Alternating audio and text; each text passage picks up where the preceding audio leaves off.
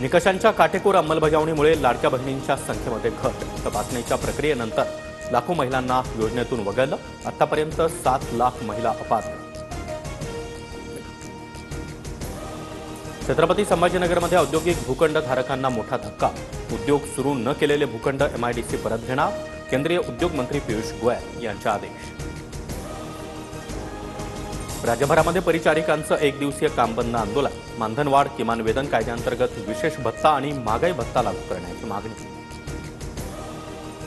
पिंपरी चिंचवडच्या दापोडीमध्ये रिक्षांची तोडफोड. दहशत माजवणाऱ्या आरोपी नुमान खान, मुझफ्फर कुरेशी, सिप्तेन खानची पोलिसांकडून भरवस्तीमधून धिंड.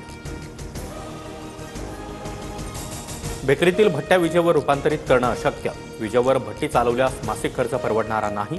व्यावसायिक संघटनेचं मत. मुंबईमध्ये पावाचं उत्पादन घटण्याची शक्यता. डोनाल्ड ट्रम्प यांचा पुन्हा तडाखा.